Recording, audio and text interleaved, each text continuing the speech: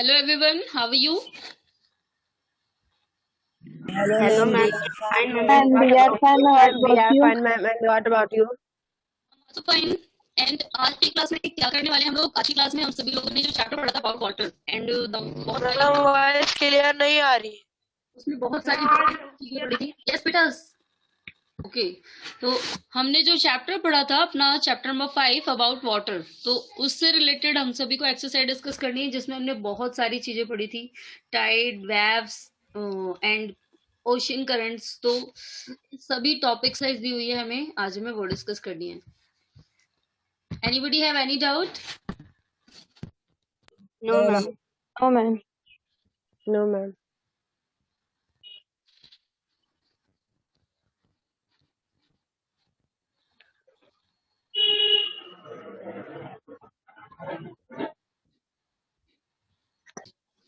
Yes, तो आज क्या करना है, हमें एक्सरसाइज डिस्कस करनी है। हम पूरा चैप्टर पढ़ चुके हैं एंड आप सभी को टॉपिक भी पूरा समझ आ गया है। चलिए, तो आज हमने जो पूरा चैप्टर पढ़ा था, सारे टॉपिक्स क्लियर है आपको? Yes, ma'am. ओके, चलिए तो फिर स्टार्ट करते हैं। तो question number first, what is precipitation? Yes, how many student know the answer of this question? Show me your hand.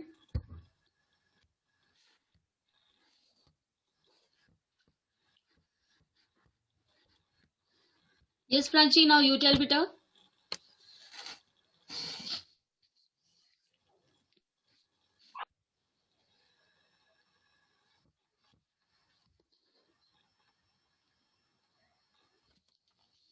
Yes Prachi, आपकी आवाज नहीं आ रही है।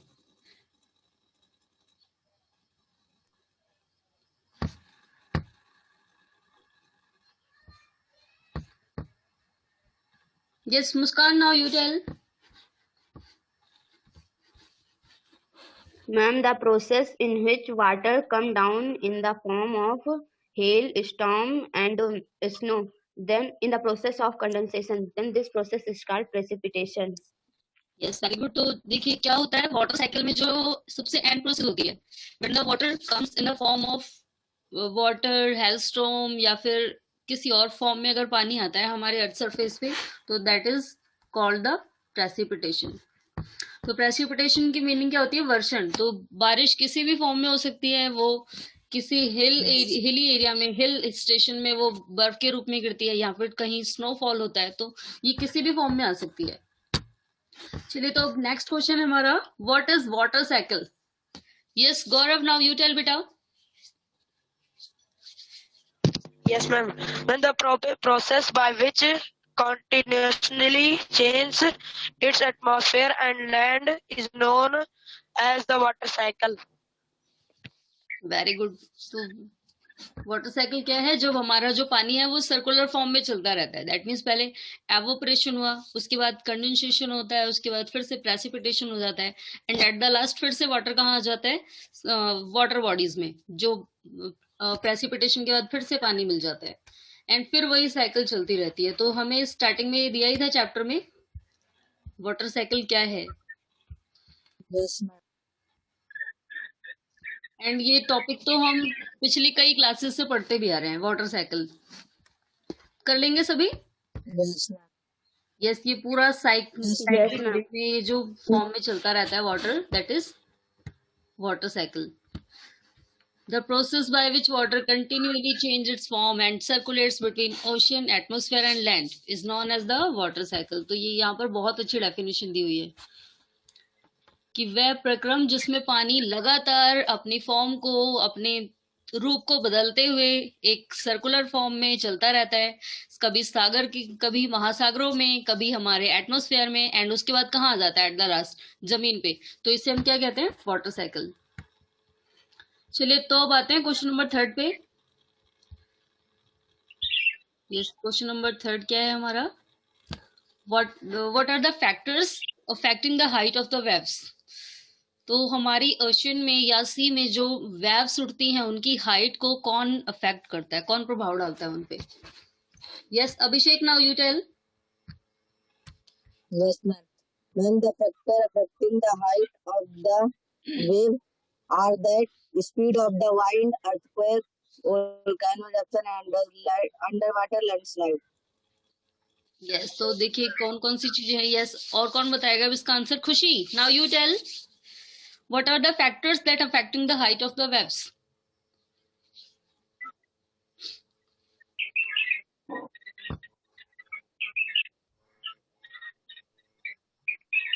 Yes, Prachi, now you tell.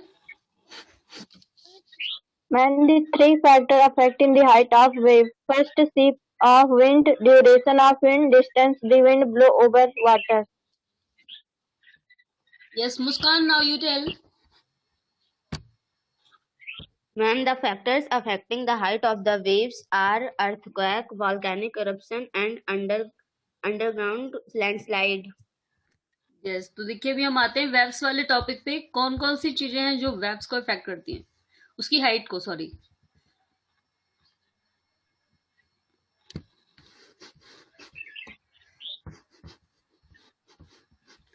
तो देखिए इसका एक रीजन तो यहीं पर दिया हुआ है कि जब यहाँ पर स्ट्रॉन्गर विंड्स ब्लो करती हैं इसके ऊपर से, सरफेस के ऊपर से, तब ये जो वेव्स हैं ये भी बिगर हो जाती हैं, बड़ी हो जाती हैं. तो पहला रीजन तो इसको इफेक्ट डालने वाला यही है, स्ट्रॉन्ग विंड. एंड दूसरा हमें क्या बताया है, ड्यूरिंग अ स्टॉर्म, जब कभी भी आंधी तूफान आता है तो क्या होता है, बहुत हाई स्पीड में हवाएं चलती हैं और इस वजह से बहुत हाई वेव्स चलती हैं. इसके अलावा earthquake, volcanic eruption and under water landslide, इससे भी क्या होता है, बहुत बड़े अमाउंट में, जो लार्ज अमाउंट में जो पानी है ओशियन का वाटर, वो बहुत बड़ी मात्रा में शिफ्ट हो जाता है. एंड शिफ्ट होने की वजह से क्या होता है, अभी हमने ये जो हमने यहाँ पर पढ़ा था अर्थ पैंडेमोनियम, यहाँ पर हमने पढ़ा था कि जब हमारी अर्थ की कोई प्लेट खिसक जाती है तो उस सिचुएशन में भी क्या होता है, जो पानी है उस गैप को फिल करने के लिए उछाल के साथ दूसरी जगह जाता है. तो ये सारे ही रीजन है जो किसी भी वेव्स की हाइट को अफेक्ट डालते हैं. ओके, चलिए अब हम आते हैं नेक्स्ट Yes, क्वेश्चन ma'am. पे.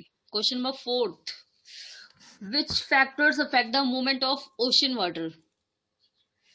तो ओशन वाटर की जो मूवमेंट्स है, जो उसकी एक्टिविटी है चलने की, जिस तरीके से वो बहता है, उसको कौन कौन सी चीजें हैं जो अफेक्ट डालती हैं? कौन कौन सी चीजें हैं जो उस पर अफेक्ट डालती हैं?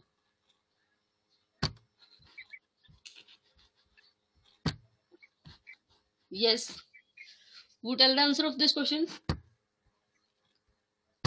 Yes, Abhishek, now you tell. Yes, ma'am. When the factor that affects the movement of the water is the gravitational pull of the moon and sun, warm and cold current and strong winds. Yes. Oh, yes, Prachi, now you tell. When the factor affect the movement of ocean water: first, temperature and earthquake as volcano eruption, gravitational pull of the sun and moon. चलिए, तो बहुत सारी चीजें हैं जो अर्थ ocean के water की movement पे अफेक्ट डालती हैं. यस, चलिए इसी क्वेश्चन का आंसर बताना है रत्नेश को. Yes Ratnesh, now you tell. Ma'am, factors affecting the movement of ocean waters, ma'am, are temperatures, ma'am, temperature, earthquake, ma'am, or volcanic eruptions, ma'am, underwater landslides, ma'am, gravitational pull of sun and the moon. चलिए, तो ये हमने सारी चीजें पढ़ी थी. फिलहाल आप सभी ने करेक्ट आंसर बताया है. एंड देखिए मूवमेंट्स ऑफ अर्थ, तो यहाँ पर जो वेव्स वाला पॉइंट है हम इसे भी ऐड कर सकते हैं, क्योंकि यहाँ पर भी ओशन वाटर की मूवमेंट में कहीं ना कहीं चेंज आ रहे हैं. एंड जो नेक्स्ट टॉपिक हमने पढ़ा था टाइड्स, स्प्रिंग टाइड एंड नीप टाइड, तो यहाँ पर कौन है इनका फोर्स, दैट मीन्स की अट्रैक्शन फोर्स जो सन डालता है एंड ग्रेविटेशनल फोर्स जो हमारी अर्थ और मून दोनों क्रिएट करते हैं. तो ये दोनों ही फोर्स ऐसे हैं जो ओशन वाटर की मूवमेंट पे इफेक्ट डालते हैं. एंड लास्ट आती है हमारी ओशन करंट. तो अभी हमने यहाँ पर भी दिखा था, यहाँ पर जो hot air and cold air हैं, ये दोनों ऐसी हैं जो ओशन वाटर की मूवमेंट से अफेक्ट डालती हैं. Okay, Yes, ma'am. चलिए तो अब हम आते हैं नेक्स्ट क्वेश्चन पे. What are tides and how are they caused? ये क्वेश्चन मैंने शायद आपको होमवर्क में भी दिया था. चलिए इसका आंसर कौन बताएगा? Yes, Yes, ma'am.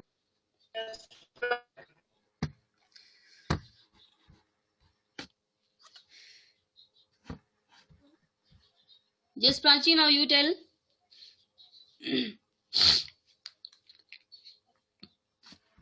Ma'am, the rhythmic rise and fall of ocean water twice in a day is called tide.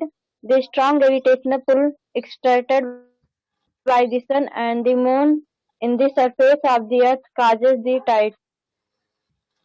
Okay, yes, Muskan, now you tell.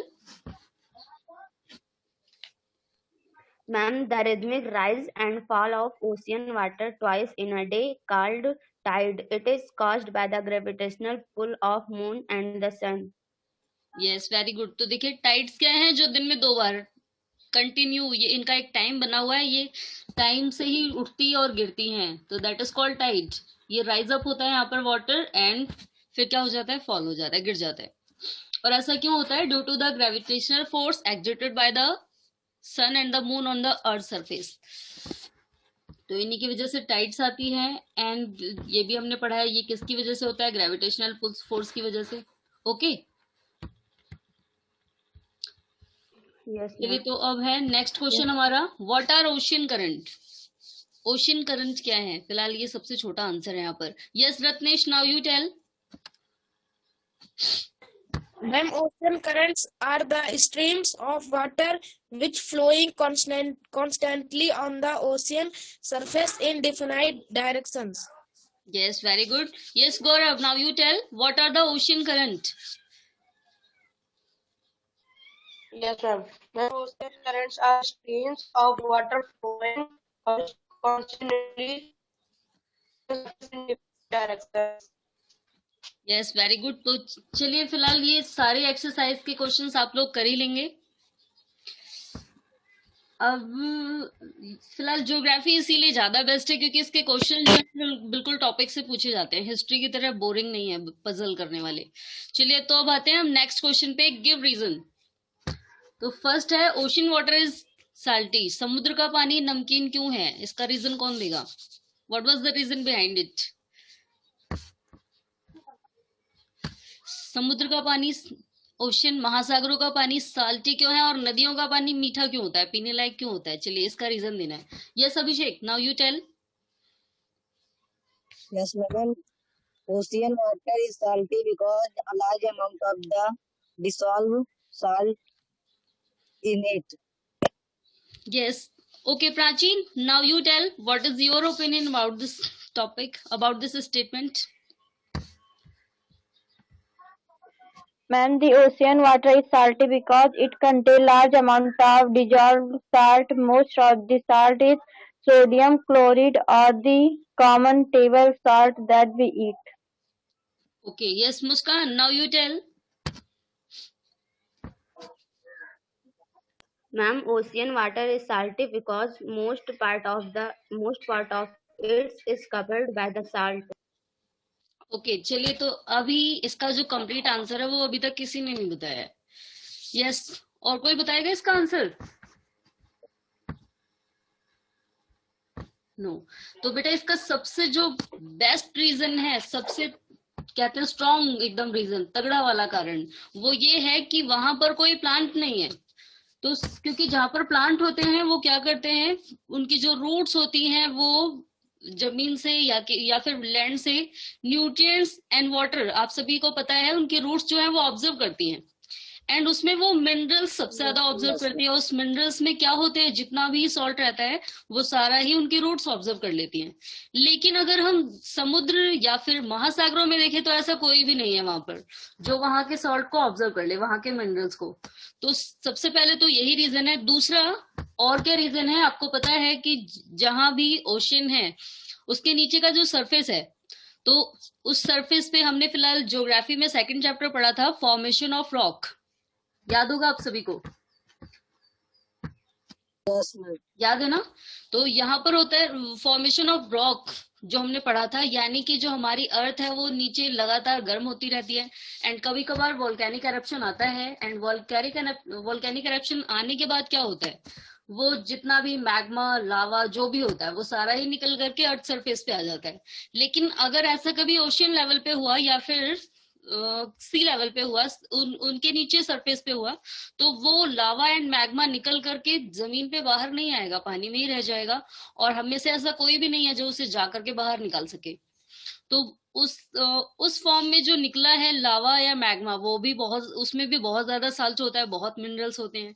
तो दूसरा रीजन ये हो जाता है। एंड तीसरा देखिए, जब भी ऊपर से बारिश होके आती है, हम सभी जानते हैं कि सी लेवल सबसे नीचे है, समुद्र के जो समुद्र है उनका जो बॉटम तल है, अभी आपने नेक्स्ट जो हमारा लास्ट चैप्टर था लेयर्स ऑफ एटमॉस्फेयर, उसमें हमने ये पढ़ा था कि जो हाइट देखी जाती है ट्रोपोस्फेयर की, वो सबसे ज्यादा कहाँ पर होती है?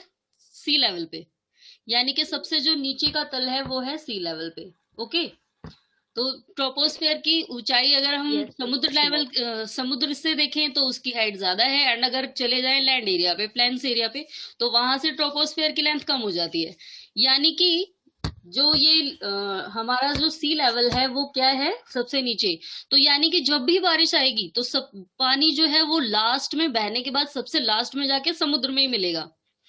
तो यानी कि जहां से भी पानी बहता हुआ आया है वहां के रॉक्स टूटे होंगे, और जो रॉक्स होती हैं उसमें सबसे ज्यादा मिनरल्स होते हैं, क्योंकि रॉक से ही सारी जो रॉक्स होती है, हमने पढ़ा ही था कि वो लावा एंड मैग्मा से बनी हुई है।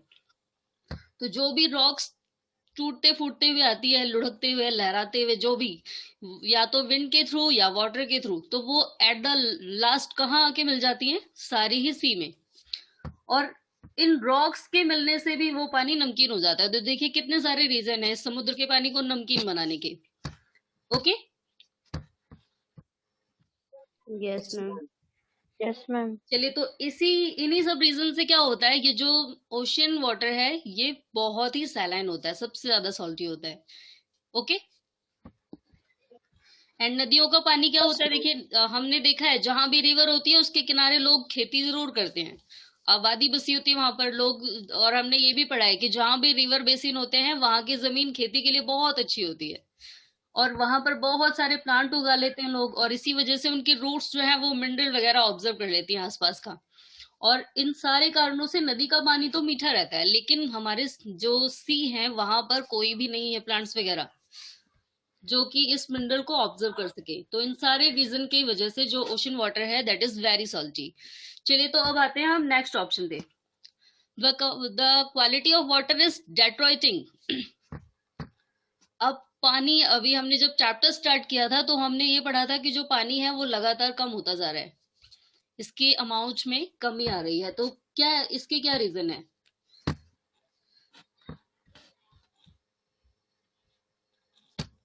यस, कौन बताएगा इसका answer?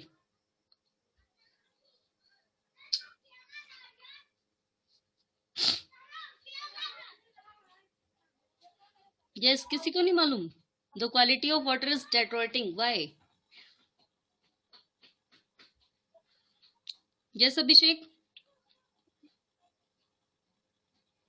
Ma'am, the water quality is destroying because human activities like the deforestation.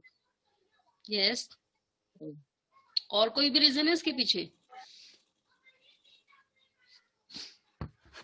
Yes Muskan, now you tell.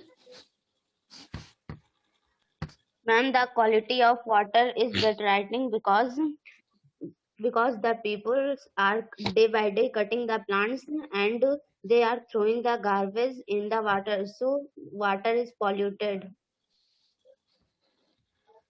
चलिए, तो अभी नेक्स्ट क्वेश्चन जो हमसे पूछा था, क्वालिटी ऑफ वाटर इज डेट्रॉइटिंग, पानी की जो क्वालिटी है वो कम होती जा रही है या फिर खराब होती जा रही है, इसका क्या रीजन है? चलिए, तो जो पानी हमारे पास अवेलेबल था उसे हम खराब भी करते जा रहे हैं, कम भी करते जा रहे हैं और उसको बर्बाद भी कर रहे हैं। तो इसके क्या क्या रीजन है? फिलहाल हमने ये कंजर्वेशन ऑफ वाटर वाला टॉपिक ना लास्ट क्लास में ईवीएस में बहुत बार पढ़ा होगा, पढ़ा है ना आप सभी ने? Yes, ma'am. तो Yes, ma'am. अब हम कंजर्वेशन ऑफ वाटर टॉपिक हमेशा लास्ट में दिया जाता था, उसके पहले हमेशा ये दिखाया जाता था कि पानी कैसे कैसे खराब हो रहा है। तो उसमें आपने बहुत सारे रीजन पढ़े होंगे कि कौन कौन से रीजन है जिन तरीकों से पानी वेस्ट हो रहा है, या जो पानी अवेलेबल है उसके खराब कर रहे हैं, वेस्ट कर रहे हैं। चलिए, तो इसके पीछे क्या क्या रीजन है? Yes, Ratnesh, now you tell. When the quality of water is deteriorating because when the water bodies are getting polluted due to dumping of untreated wastes. Yes, Prachi, now you tell. When the quality of water is deteriorating because we get it from polluted water sources, these water bodies are getting polluted due to dumping of untreated wastes, sewage, pesticide, toxic, decayed material into it. Okay, now Muskan, you tell.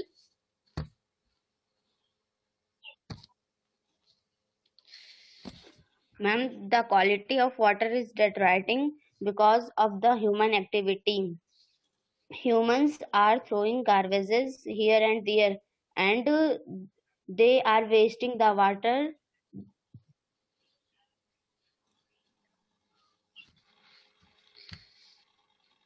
Yes बेटा, well tried. Yes, चलिए तो ये question सभी को खुद से करना है, देखते हैं सब क्या क्या सोच के लिख सकते हैं इसके बारे में कि जो हमारा वाटर है उसकी हम क्वालिटी को कैसे डिटोरेट कर रहे हैं, कैसे खराब कर रहे हैं पानी की क्वालिटी को। तो आपने फिलहाल ये भी देखा होगा, बहुत सारे लोग हैं जो क्या करते हैं, उनके यहाँ मान्यता होती है किसी डेड बॉडी को डायरेक्टली वहीं पर प्रोवाइड कर दिया जाता है, नदियों में बहा देते हैं वो लोग, या फिर डेड बॉडी को वो क्या कहते हैं उसे, अस्थि कलश जो होता है उसको भी उसी में बहाया जाता है। दूसरा, जब किसी देवी देवताओं की पूजा की जाती है, जैसे गणेश विसर्जन किया जाता है, गणपति विसर्जन, तो वहां पर गणेश जी की मूर्ति को भी डायरेक्टली नदियों में बहा दिया जाता है। और आप सोचिए कि इन सारी चीजों के मिलने से जहां पर ये जिस पानी में जाएंगी, क्या ये उसकी क्वालिटी को अच्छा करेंगी? नहीं करेंगी ना। चलिए, तो आपको ये सारे रीजन देने हैं कि क्या ऐसे रीजन हो सकते हैं जिसकी वजह से पानी की क्वालिटी लगातार गिरती जा रही है, डाउन होती जा रही है, या फिर पीने लायक पानी कम होता जा रहा है। ओके, चलिए तो अब आते हैं हम last, tick the correct option. तो चलिए, फर्स्ट है हमारा, the process by which water continually change it's form and circulates between ocean and land. Yes Ratnesh. Ma'am, water cycle. Yes, water cycle, यहाँ पर पूरी डेफिनेशन दे दी है। अगर यहाँ पर वाटर साइकिल रख दिया जाए तो ये पूरा आंसर ही बन जाता है यहाँ पर। चलिए अब नेक्स्ट पे आते हैं। Generally the warm ocean current originate near, तो वार्म ओशियन करंट जो गर्म धाराएं हैं, समुद्री गर्म धाराएं, वो कहाँ पर ऑरिजिनेट होती हैं? पोल्स पे, इक्वेटर पे, या फिर इनमें से किसी में भी नहीं। यस खुशी, नाउ यू टेल। इक्वेटर, तो ये कहाँ से ऑरिजिनेट होती है? Near the equator. हमेशा ही जो इक्वेटर है, भूमध्य रेखा, वहीं से ऑरिजिनेट होती हैं ये गर्म हवाएं, गर्म धाराएं, सॉरी। चलिए नेक्स्ट है, the rhythmic rise and fall of ocean water twice in a day is called. Akriti, now you tell.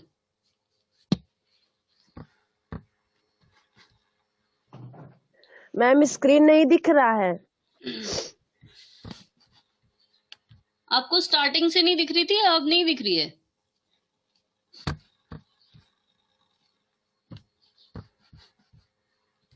चलिए इसका आंसर कौन बताएगा? Yes Abhishek. Ma'am, tide. Tide, तो इसी में हमने पढ़ा था नीप टाइड एंड स्प्रिंग टाइड, ये दोनों ही राइज एंड फॉल, जो रिदमिक राइज होता है, आवाज के साथ, धुन के साथ, एक साउंड के साथ, जो पानी का गिरना और उठना चलता रहता है, इसे हम क्या कहते हैं? टाइड। चलिए तो लास्ट है हमारा, मैच द फॉलोइंग। चलिए इसमें एक क्वेश्चन तो आपके मैप से पूछा और मैप को हमने डिस्कस ही नहीं किया, पूरा चैप्टर कंप्लीट हो गया है। चलिए तो इसमें ऑप्शन है 5 और यहाँ पर है 4, तो यानी कि इसमें से एक ऑप्शन ऐसा है जो किसी से भी मैच नहीं होगा, उसको आपको छोड़ देना है। तो फर्स्ट है, चलिए हमने कैस्पियन सी के बारे में नहीं पढ़ा है अभी, मैप नहीं पढ़ा हमने, तो यहाँ से स्टार्ट करते हैं। टाइड को किससे मैच करना है? Ma'am, periodic rise and fall of water. Yes, तो ये किससे मैच हो जाएगा? Periodic rise and fall of water. And next है tsunami. Yes, strong seismic waves. Strong seismic waves. Yes, तो यहाँ पर आ जाएंगी मजबूत कंपन वाली तरंगे जो अर्थक्वेक के बाद स्टार्ट होती हैं, तो ये किससे मैच हो जाएगा? Yes, tsunami, ma'am. Strong seismic waves. Last है अब ocean current. Ma'am, Ma'am, stream of streams of water water moving moving along along the the Yes, side ma'am. surface. चलिए, तो अब हमारे ये दो ऑप्शन बच जाते हैं, एक लार्जेस्ट लेक और नेक्स्ट है वाटर साइकिल। अब कैस्पियन सी को मैच करना है, एक बार इसके बारे में देख लेते हैं कहाँ पर दिया हुआ है हमें। तो फिलहाल इस मैप से रिलेटेड भी बहुत सारे क्वेश्चन आते हैं, लेकिन डिस्कस नहीं किया है इस मैप को। यस, ये रहा कैस्पियन सी। कहाँ दिया है इसमें?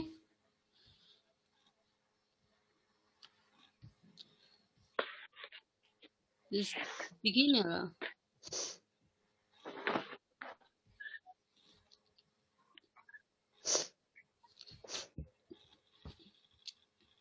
इसमें तो करंट वाला बताया है, warm current and cold current.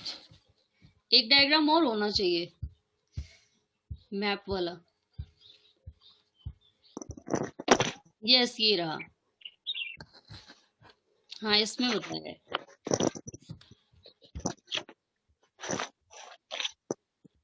इसमें कैस्पियन सी कहाँ पर है? ये रहा। चलिए, तो अभी हमसे कैस्पियन सी क्या पूछा था? ब्लैक सी, काला सागर, कैस्पियन सी। कैस्पियन सागर हो गया, अरबियन सी, अरब सागर, बे ऑफ बंगाल,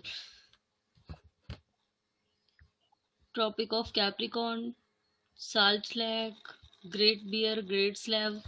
एक बार देखते हैं इससे क्वेश्चन क्या पूछा था। कैस्पियन सी हमारा यहाँ पर है, लेकिन इससे रिलेटेड दिया है लेक। लेक तो नहीं होना चाहिए।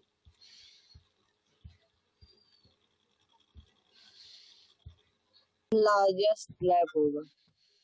लार्जेस्ट लेक, सबसे बड़ी झील। Yes, ma'am. चलिए, फिलहाल वाटर साइकिल तो बिल्कुल भी नहीं है, इसी से मैच करेंगे। वाटर साइकिल तो बिल्कुल नहीं होना चाहिए कैस्पियन सी के लिए। तो कैस्पियन सागर हो सकता है सबसे बड़ी झील हो। एंड इससे रिलेटेड एक क्वेश्चन और आया था। फिलहाल मैंने इंग्लिश वाला कौन सा पूछा था, उसमें जो रेड सी है वो कौन से दो कॉन्टिनेंट से टच होकर के जाता है? ये क्वेश्चन आया था इस बार के एनसीईआरटी में। यानी कि लाल सागर जो है वो कौन से देश की सॉरी, ये पूछा था कौन सी कंट्री के बॉर्डर को टचअप करता है, तो कौन सी देश की सीमाओं को जोड़ता है। चलिए, फिलहाल इससे रिलेटेड जो क्वेश्चन होंगे ना वो मैं आपको सेंड करूंगी, और आपको इससे ढूंढने की कोशिश भी करनी है। Okay, Yes, ma'am. Yes, ma'am. चलिए, तो आज का आपका होमवर्क क्या है? आज आपको ये पूरा करना है। बी आई डिटेक्टिव आप लोग बन ही चुके हैं, आप लोग अपना ये होमवर्क भेज चुके हैं पहले ही। तो Yes, आज ma'am. आपको क्वेश्चन नंबर 1 to 4 ये पूरा करना है। Okay, Yes, Yes, ma'am. ma'am. चलिए, तो आज के लिए इतना ही। अब हम नेक्स्ट क्लास में क्या करेंगे? नेक्स्ट क्लास में हमें सिविक्स का टॉपिक स्टार्ट करना है। सिविक्स में जो चैप्टर है अगला, महिलाओं ने बदली दुनिया, the women change the world. चलिए, फिलहाल हमने जो पिछला चैप्टर पढ़ा था सिविक्स का, उसमें बताया था कितनी बुरी कंडीशन में थी, लेकिन मौका मिले तो क्या नहीं कर सकती। जैसे हम क्रिकेट देखते हैं तो माइंड में आता है कि यस अभिषेक, आप तो देखते हो ना क्रिकेट, अगर आपको कोई बेस्ट प्लेयर Yes, आउट हो ma'am. जाता है तो क्या माइंड में आता है? काश उसे दोबारा मौका मिल जाता तो वो Yes, ma'am. बहुत सारे रन मार लेता। ऐसे ही लगता है ना? Yes, ma'am. चलिए, कौन सा फेमस क्रिकेटर है आपका? Virat Kohli? No, ma'am. Rohit Sharma. Yes, Rohit Sharma तो मेरा भी फेवरेट है। नहीं, मोस्टली लोगों को विराट कोहली पसंद है ना, इसलिए। Yes, ma'am. But चलिए, तो ऐसे ही फिलहाल नेक्स्ट चैप्टर जो हमारा सिविक्स का है वो भी है कि अगर रोहित शर्मा को दोबारा मौका मिलता है तो वो चौके छक्के लगा देते। तो सेम ऐसे ही वहां ये जो चैप्टर है वो भी है कि लेडीज को मौका मिला तो उन्होंने पूरी वर्ल्ड को ही चेंज कर दिया। चलिए, तो अभी हम फिलहाल नेक्स्ट चैप्टर में पढ़ेंगे उनके बारे में। एंड आज का ये होमवर्क आप सभी कर लेंगे? yes, Yes, ma'am. ma'am. Yes, ma'am. Any doubt? No, ma'am. Oh, No, ma'am. ma'am. Yes Prachi, कर लोगे ना बेटा आप? Yes, ma'am. ओके, तो चलिए फिर आज के लिए इतना ही। आपकी वोकेबलरी रहती है अभी दोनों चैप्टर्स की, हिस्ट्री एंड ज्योग्राफी दोनों की रहती है अभी।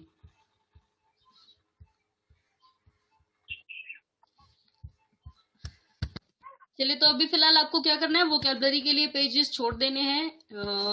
आई थिंक 2 या 3 पेजेस छोड़ने हैं, उसके बाद आपको ये वाली एक्सरसाइज करनी है। ओके, चलिए, तो आज के Yes, लिए इतना ma'am. ही। बाकी हम नेक्स्ट क्लास के लिए कंटिन्यू करेंगे। Good bye everyone. Ma'am, goodbye. And Bye, ma'am. goodbye. Bye.